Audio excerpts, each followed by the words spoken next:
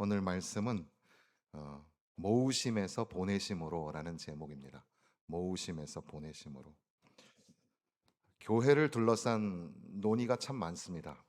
교회가 사랑거리이면서 또한 문제거리인 오늘, 교회에 대하여서 질문할 때 교회는 왜 존재하는 걸까? 단순히 이 프로그램의 방향을 묻는 질문이 아니라 교회의 본질이 뭘까? 이걸 묻는 겁니다. 교회는 도대체 무엇을 하는 공동체이며 교회는 무엇 때문에 존재하는가? 그 존재의 이유를 잃어버린 공동체처럼 방황하고 있는 것은 아닐까 생각하게 되는 겁니다. 오늘날 현대교회는 다양한 사역을 감당합니다. 예배는 물론이고 또 교육, 선교, 봉사, 상담, 문화사역 등등. 그런데 이런 많은 것들을 함에도 불구하고 역설적으로는 교회가 무엇을 위해 존재하는지 혼란이 점점 더 커지고 있는 거죠. 어떤 사람은 교회의 사명을 사회의 변혁이라고, 정의구현이라고 하기도 하고, 어떤 사람은 복음 전도라고 하고, 어떤 사람은 하나님 나라 확장이라고도 합니다. 이 최근에 어, 이런 신학 논쟁, 이 교회와 선교의 그런 논쟁을 그 어, 다루는 그런 책 중에 하나가 Four Views on the Church's Mission이라는 교회의 선교에 관한 네 가지 관점이라는 책이 있는데요. 거기에 이제 각 분야의 전문가들이 자기의 주장을 설파하는 선교적 교회를 네 가지 관점에서 본다는 뭐 그런 책인데요. 개별적으로도 굉장히 중요하고 그것이 하나로 엮어질 때 선교의 의미, 교회와 선교를 알아볼 수 있는 좋은 책 중에 하나라고 생각합니다. 각자가 교회와 선교를 다르게 설명하면서도 흥미롭게도 그 책은 마태복음 28장과 사도행전 1장을 다루고 있다는 사실이죠. 저도 사도행전 1장과 마태복음 28장 이것을 통해서 왜 우리는 지난주는 예배라는 걸 생각했다면 이제는 오늘은 우리가 왜 우리는 예배, 선교, 제자 이 얘기를 강조해야만 하는가 그런 관점에서 다시 한번 읽어보려고 하는 겁니다. 마태복음 28장은 잘 아시는 것처럼 부활하신 그리스도께서 제자들에게 남기신 마지막 말씀이고 사도행전 1장은 교회가 시작되기 직전에 주어진 마지막 말씀입니다. 그 본문이 바로 교회가 무엇을 해야 하는가, 그걸 넘어서서 먼저 교회가 무엇인가 이런 것들을 설명합니다. 교회는 하나님께 모인 백성이며 또 교회는 동시에 세상으로 보내심을 받은 백성이다. 하나님은 우리를 모으신다. 그리고 모으신 후에 다시 보내신다. 그래서 모으심과 보내심이라는 제목을 생각하게 되는 겁니다. 오늘 우리가 교회에 관해서 생각할 때 혹시 교회가 선교라는 것을 소유하고 있다고 착각하는 것은 아닐까요? 마치 선교가 교회 여러 사역 가운데 하나인 것처럼 생각을 하는 겁니다. 그런데 이것을 우리가 수정할 필요가 있습니다. 교회가 선교를 가지고 있는 게 아니라 하나님께서 선교를 가지고 계시다는 뜻이죠. 그러니까 교회가 선교를 하는 게 아니라 누가 하시는 거죠? 하나님께서 하시는 겁니다. 그래서 우리는 교회의 선교라는 말보다는 하나님의 선교라고 불러야 맞는 거죠. 하나님의 선교. 그래서 크리스토퍼 라이트는 하나님의 선교 그리고 이어서 하나님 백성의 선교 이 두 가지 주제를 그의 삶의 선교 신학으로 내놓게 되었던 겁니다. 에덴 동산에서 범죄한 인간을 하나님이 찾으시는 겁니다. 아담아 내가 어디 있느냐? 이게 하나님의 선교의 시작이라고 할 수 있겠습니다. 하나님은 인간이 하나님을 찾을 때까지 기다리시는 게 아니라 하나님이 먼저 찾으셨다는 겁니다. 아브라함을 먼저 하나님이 부르셨습니다. 애굽에서 신음하던 이스라엘을 하나님이 구원하시는 겁니다. 선지자들을 보내시는 분도 하나님이시고 독생자를 세상에 보내신 분도 하나님이시라는 사실이죠. 그러니까 우리는 성경을 읽을 때도 선교를 위한 어떤 교과서 정도로 읽으면 안 되고 바로 이 성경은 하나님의 선교 이야기로 읽어야 된다는 겁니다. 그러니까 성경은 교회가 선교를 해야 한다는 어떤 몇 개의 명령문을 제공하는 책, 지금 우리가 읽은 이 본문의 말씀을 선교 명령문으로만 읽어서는 안 된다는 거죠. 성경 전체가 잃어버린 세상을 회복하시려고 하시는 하나님의 선교 이야기라는 겁니다. 그러니까 교회가 출발점이 아니라 하나님이 출발점이 되어서, 그래서 교회 안에 선교라는 게 어떤 활동이 아니라 우리 교회 선교, 우리 교회 비전, 우리 교회 사역 이런 표현을 잘 쓰지만, 그러나 성경은 오롯이 항상 하나님으로부터 이것이 시작된다는 사실, 하나님이 먼저 움직이시고 하나님이 먼저 말씀하시고 하나님이 보내시고 교회는 그 다음에 등장하는 겁니다. 따라서 교회의 존재를 이해할 때는 먼저 하나님의 마음을 이해해야 하는 겁니다. 하나님께서는 창세기에 타락한 인간을 포기하지 않으셨고 노아 시대의 심판 이후에도 세상을 버리지 않으셨습니다. 바벨탑 사건 이후에도 멸망을 포기하지 않으셨고, 하나님은 아브라함을 부르실 때 새로운 역사를, 그리고 너는 복이 될지라, 너는 복이 될지라, 그리고 이어서 땅의 모든 족속이 너로 말미암아 복을 얻을 것이라, 그렇게 약속하시는 겁니다. 그러니까 하나님은 처음부터 이스라엘만 바라보신 것이 아니라 모든 열방을 다 바라보고 계셨다는 겁니다. 이스라엘의 선택도 열방을 위한 것이었고 다윗 언약도 열방을 위한 것이었으며, 선지자들의 메시지도 궁극적으로는 열방을 향한 하나님의 구원 계획을 담습니다. 우리가 여러분들이 정말 어려운 형편에도 선교 모금을 해 주셨는데, 그래서 지금 이제 오늘부터 이번 주간에 이제 다 그 미자립 교회와 미자립 교회 10교회를 선정하고 우리 교회 6명의 선교사님들이 있고 고용수 목사님, 은퇴하신 목사님까지 하면 7분이 우리가 이제 조금이나마 돕고 있는데, 그분들에게 이제 거의 1년치의 후원금 이상을 갖다가 한꺼번에 보내는 겁니다. 근데 그분들은 그것이 너무너무 절실하고 필요했는데 갑자기 단비를 맞듯이 그런 그 선물을 받게 되고, 그래서 속속들이 문자가 들어옵니다. 너무 감사하다고, 광성교회가 우리를 살렸다고, 우리도 강성교회를 위해서 기도하겠다고 그렇게 연락을 해 오시는데요. 그러니까 우리는 그저 한 민족, 한 사람이 아니라 오히려 아브라함 한 사람을 통해서 한 민족이, 그리고 모든 열방이 복을 받을 수 있도록 하나님의 계획이, 하나님의 구원의 계획이 먼저 있었다는 사실입니다. 교회가 자기 자신을 위해서 존재해서는 안 됩니다.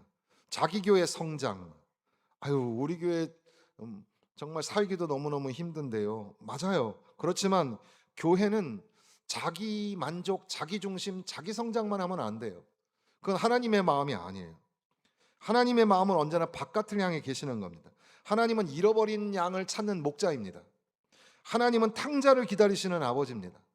하나님은 이 세상을 너무 사랑하셔서 독생자를 내어주시는 분이 하나님이십니다. 그러므로 하나님을 닮은 교회 역시 바깥을 향하여 방향을 가지고 있어야 합니다. 그러니까 우리끼리 놀고 교제하고 이거 중요하지만, 여러분 우리가 잊지 말아야 될 것은 전도하는 교회, 선교하는 교회가 되어야 합니다. 여러분의 삶도 마찬가지예요. 여러분도 전도하셔야 됩니다.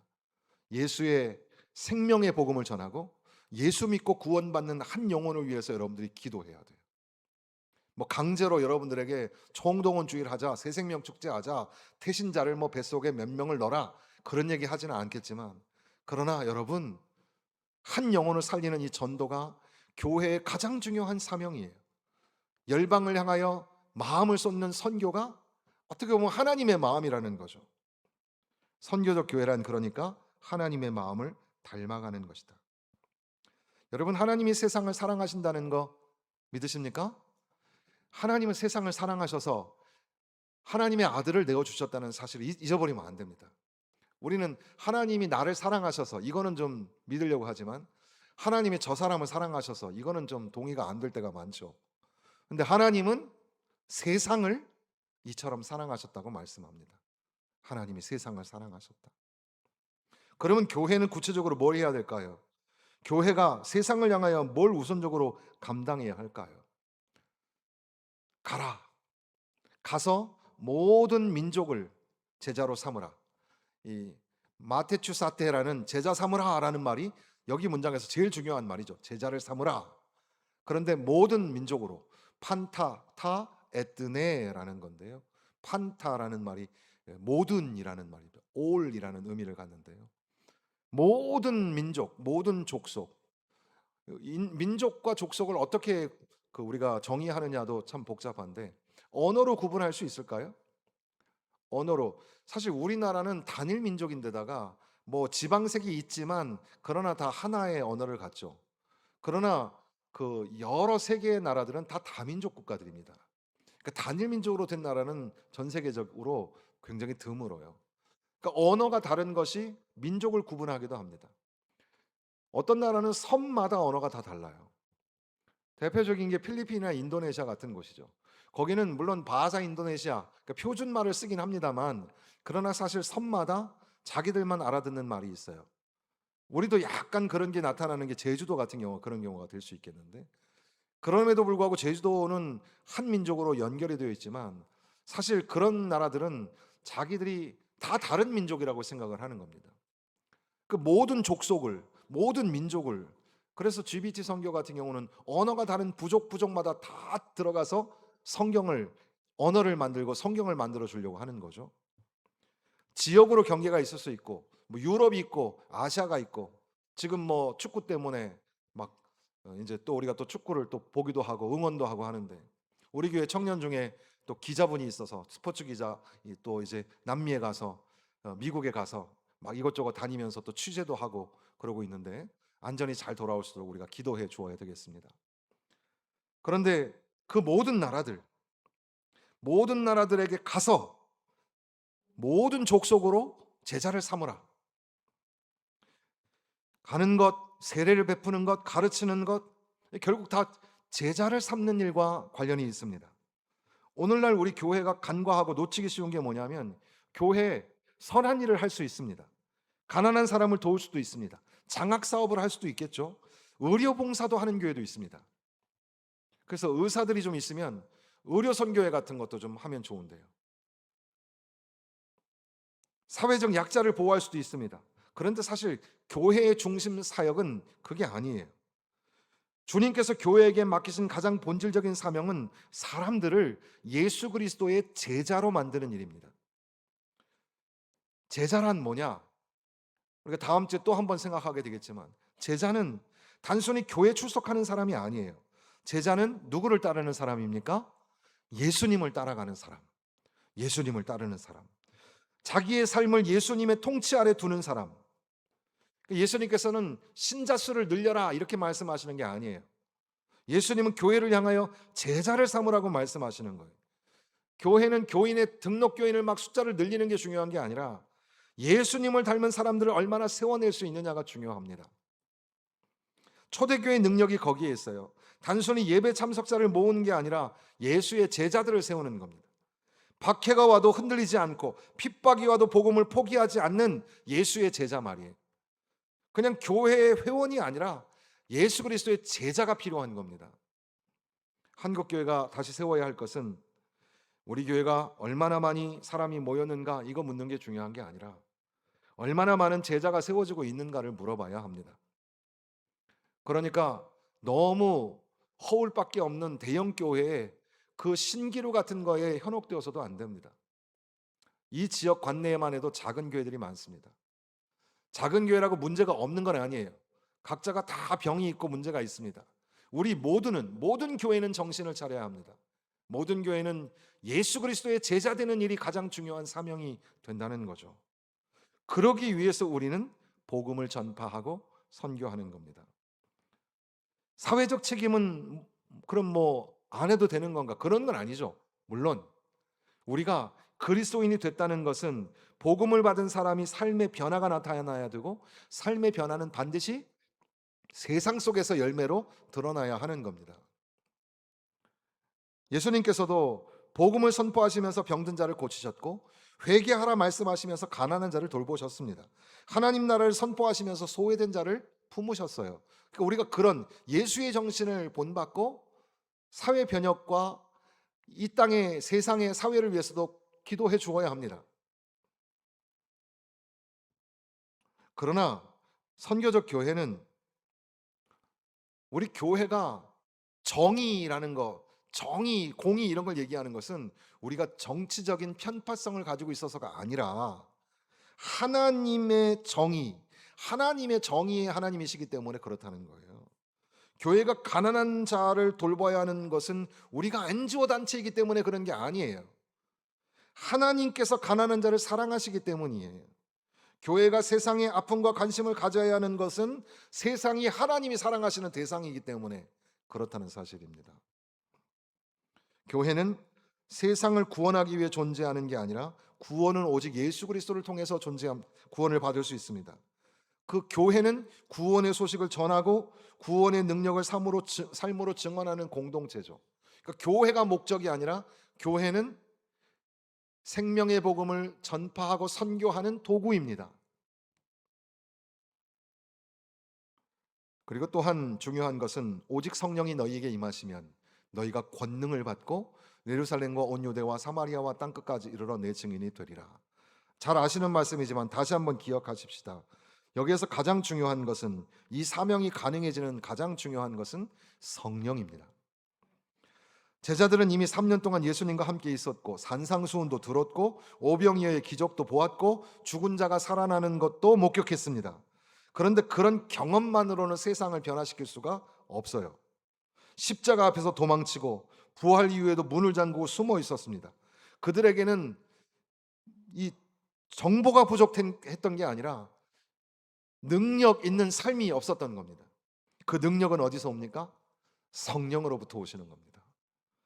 사도행전 읽어보면 결국 사도들의 행전이 아니라 성령이 이끄시는 성령 행전이라고 말할 수 있겠죠. 성령께서 말씀하십니다. 성령께서 보내십니다. 성령께서 길을 막으시기도 하고 성령께서 문을 여시기도 하고 성령께서 우리를 막 끌고 가시는 겁니다. 성령이 이끄시는 교회, 그게 과연 진짜 교회, 선교적 교회라는 사실이죠. 복음 선포도 성령이 없으면 단순한 연설이에요. 이 설교에도 성령의 역사가 일어나야 합니다. 하나님의 선교, 하나님 백성의 선교, 이것도 역시 성령이 함께 계시지 아니하면 인간의 합리적인 방법, 그것을 넘어설 수 없겠죠. 문화 속에 선교, 그래서 요즘에는 그 연예인들, 예능 하는 사람들도 다 이렇게 우리가 선교사로 생각을 하는데, 그런 것도 마찬가지예요. 그 가운데 재능만 있고 성령의 역사가 없으면 그거는 선교적 교회가 아닌 거죠. 예배가 있습니다. 성례도 있습니다. 예배의 예식이 참 아름답고 성가대 노래도 잘하고, 그러나 거기에 성령이 없으면 그것도 아무것도 아니에요. 선교적 교회의 중심에는 그러니까 성령이 임하셔야 합니다. 성령이 임하시면 너희가 권능을 받고 예루살렘과 유대와 사마리아와 땅 끝까지 이르러 내 증인이 되리라. 복음은 오늘 우리에게 주어진 귀한 사명입니다. 그러나 물론 성령께서 우리에게 선교적 감동을 주셔서 이끌어 가시지만, 그러나 우리에게 전략이 필요 없다는 뜻은 아니에요. 청년들은 청년들 나름대로, 노인들은 노인들 나름대로 필요한 메시지가 있습니다. 삶을 바라보는 관점들이 다 달라요. 살아가는 삶의 형편도 다릅니다. 그러니까 그 환경, 그 모든 여건들을 우리가 주시하면서 거기에 적절한 말씀을 전해야 되는 건 맞아요. 그러나 복음을 바꾸는 게 아니라 그 복음의 말씀이 내 안에 체득되고 이해될 수 있도록 그 방법을 바꾸는 거지, 복음이 변하는 건 아니라는 겁니다. 그러니까 사람들의 신음소리, 울부짖는 소리를 교회는 귀 기울여 그 아픔에 공감하면서 그 한가운데 뛰어들어서 생명이 소망이 되시는 예수님을 증거해야 하는 겁니다. 마치 예수님께서 육신을 입고 우리 이 땅 가운데 성육신 하셨던 것처럼 교회도 세상 속으로 들어가야 하는 겁니다. 교회가 우리끼리만 모여가지고 예배하고 교제하고 떡을 떼고 우리끼리만 좋아하고 세상에 가서는 성령의 능력으로, 말씀의 능력으로 살아가지 못한다면 그것은 하나님이 기뻐하시는 산 제사가 안 되는 겁니다. 여러분, 우리는 예배를 드리고 있습니다. 지난번에 말씀드린 것처럼 예배는 선교를 위해, 그러니까 예배를 드리고 나면 예배가 에너지가 되어서, 예배가 원동력이 되어서 힘이 되어서 선교를 하는 겁니다.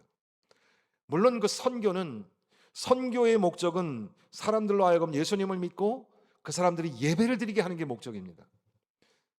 그러면 그 예배를 드리는 사람들이 결국 다시금 모아진 사람들이 예배를 드리고 다시금 세상에 나가서 보내심을 받아서는 또다시 선교적 부르심을 감당하게 된다는 거죠. 그러니까 예배와 선교는 계속해서 연결되어져 있는 겁니다.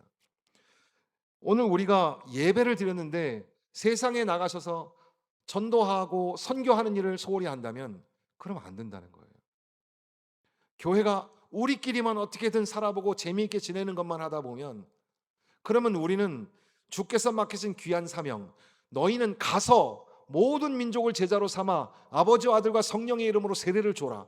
성령이 너희에게 임하시면 너희가 권능을 받고 예루살렘, 유대, 사마리아와 땅끝까지 이르러 내 증인이 되라. 이 말씀을 우리가 지킬 수가 없단 말이죠. 예배는 선교를 낳고 선교는 또 예배를 낳습니다. 초대교회를 보십시오. 그들은 말씀을 들었습니다. 기도했습니다. 성찬에 참여했습니다. 그리고 흩어집니다. 우리 인생은 인 앤 아웃이라고 하잖아요. 인 앤 아웃, 인 앤 아웃. 안에, 바깥에 들어왔다가 나갔다가.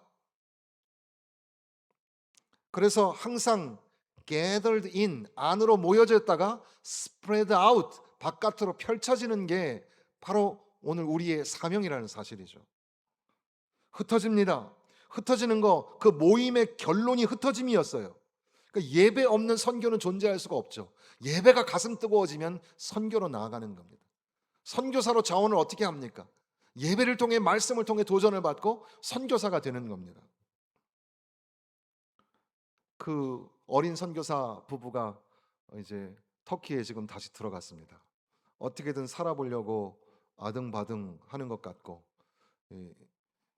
처음에 보냈던 선교 편지는 용감무쌍했는데 최근에 저에게 온 편지는 조금 힘이 없어 보이는 듯한 문장이었습니다. 여러분들이 기도해 주셔야 합니다. 한번 정착을 리젝 당하고 한국에 다시 밀려 나왔다가 다시 이것저것을 준비해가지고 터키로 다시 들어갔는데 거기서 잘 적응할 수 있도록, 잘 정착할 수 있도록 그 어린 아기들 어떻게 키울까? 어떻게 그 우리나라랑 비슷한 성향의 좋은 나라죠. 그렇지만 종교적으로, 우리 신앙적으로 생각하면 굉장히 위험한 나라 중에 하나입니다. 여러분들이 기도 많이 해주셔야 합니다. 오늘 우리는 종종 예배와 선교를 자꾸 나누려고 하는 것은 아닌가? 예배와 선교는 분리할 수 없는 거다. 이 말씀을 제가 계속 드리고 있는 겁니다. 참된 예배는 반드시 선교를 낳고, 그러니까 하나님을 만난 사람은, 예배를 통해 하나님을 만난 사람은 하나님이 세상을 외면하지 않으셨다는 사실을 기억해야 한다는 거죠. 하나님이 세상을 사랑하셨다는 겁니다. 하나님의 영광을 보았던 이사야가 화로다 나는 망하게 되었도다라고 말합니다. 그런데 죄사함을 받은 후에 하나님께서 누가 우리를 위하여 갈 거라고 물었을 때 어떻게 하죠? 주여 내가 여기 있나이다 나를 보내소서. 예배는 그러니까 언제나 파송으로 이어지는 거죠. 그래서 지난주에 우리가 예배에 대한 그 임직자 공부를 하면서 예배는 굉장히 중요하다. 시간 엄수해라 이런 얘기도 드렸는데 축도 시간 되면 빨리 빠져나가는 분들도 있죠. 사람 밀리고 엘리베이터 놓치면 또 한참 기다려야 되고 등등 이유가 많아요. 빨리 나가야 되고 약속도 있고. 여러분 축도를 소중하게 생각하셔야 돼요. 목회자에게는 목양권이라고 하는 데에는 강도권과 성례권뿐 아니라 축복권이라는 게 있어요. 그래서 그것에 하나님의 말씀을 통하여 축복을 받으셔야죠. 그래서 어떤 장로님은, 제가 아는 원로 장로님은 지금은 우리 주 예수 그리스도의 은혜와 그러면 예수님이시여, 하나님 아버지의 사랑과 그러면 아버지시여, 성령님의 교통하심과 그러면 성령님이시여, 영원히 있기를 원하노라 하면 아멘 아멘 아멘 이러는 분이 있어요. 그분은 굉장히 잊을 수가 없어요. 그런데 그 축도는 예배가 끝났습니다라는 선언이 아니에요. 그 축도는 여러분들을 세상으로 보낸다는 의미예요. 세상으로 파송하오니 하나님 지켜 주시옵소서. 건강한 교회, 건강한 교회는 복음 선포와 제자 삼음, 선교에 참여하는 공동체, 예배를 선교의 원천으로 생각하는 교회가 건강한 교회입니다.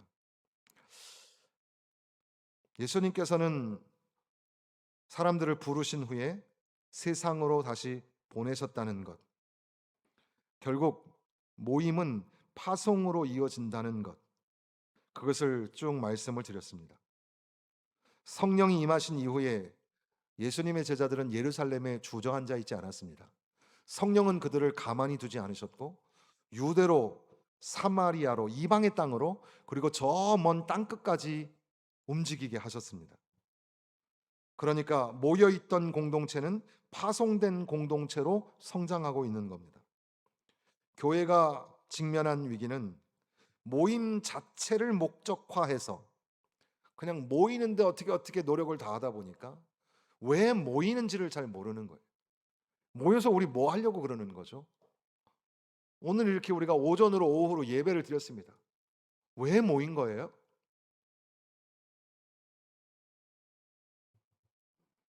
우리는 모두 세상으로 가야 합니다. 모이는 데에는 성공했는데 모이는 데에만 성공하고 보내는 데 실패하면 그건 성경이 말하는 교회의 사명을 충분히 감당하지 못하는 겁니다. 하나님의 말씀에 은혜를 받으시고 하나님의 말씀에 도전을 받으셨다면 그러면 이제 세상 속으로 가셔야 합니다. 무슨 수를 써서라도 아유 나는 뭐 직장도 안 가고 내가 고작 가봐야 미용실 뭐 여기 뭐 도남 스포츠 센터 정도 가는 건데 거기서도 예수 믿는 사람을 만나고 엘리베이터에서도 예수님을 증거하는 전도자가 되어야 합니다. 우리는 단지 교회에 출석하는 사람이 아니라 하나님께서 파송하신 선교사들입니다. 여기 주보에 나와 있는 선교사님들만 선교사가 아니라 저와 여러분도 선교사라는 사실이죠. 이 약속, 마태복음 28장과 사도행전 1장의 약속은 오늘도 저와 여러분에게 유효하다는 사실입니다. 여전히 교회를 보내고 계시는 겁니다. 그 보내신 가운데 교회를 홀로 두지 아니하시고 볼지어다 내가 세상 끝날까지 너희와 항상 함께 있으리라 약속해 주신 겁니다. 사랑하는 성도 여러분, 모이는 거로만 만족하지 마십시다. 물론 열심히 모여야 합니다. 마지막 때가 되면 모이는 일에 힘을 쓰지 못한다는 말씀처럼 마지막 때가 될수록 그날이 가까움을 볼수록 열심히 모여야 합니다. 열심히 모이고 기도하고 찬송해야 합니다. 그러나 거기서 머물지 말고 우리를 예배자로 부르신 하나님은 동시에 우리를 선교사로 증인으로 보내셨다는 사실입니다. 하나님의 은혜를 그냥 누리는 백성으로만 부르신 게 아니라 하나님의 은혜를 흘려보내는 통로로 우리를 부르셨다는 사실입니다. 그게 바로 교회의 본질이고 선교적 교회의 정체성이라고 할 수 있습니다.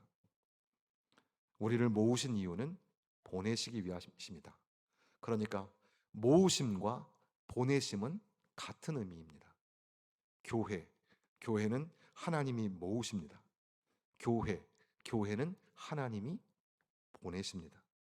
우리를 통하여 세상 가운데 예수 그리스도를 선포하고 그 부르심은 예수님이 예수님의 제자들을 부르신 그 부르심에서부터 오늘 저와 여러분을 향한 부르심이며 또한 이 교회는 부르심이라는 이름 아래에서 정체성을 갖지만 또한 예수님이 제자들을 보내신 것처럼 그리고 교회가 선교사를 파송한 것처럼 오늘도 계속해서 우리는 모이는 것뿐 아니라 보내어지는 삶, 선교자적 삶을 살아갈 때 비로소 우리는 하나님의 백성, 성도, 그리스도인 그리고 복음의 전도자, 선교사가 되는 줄로 믿습니다. 네, 기도하겠습니다.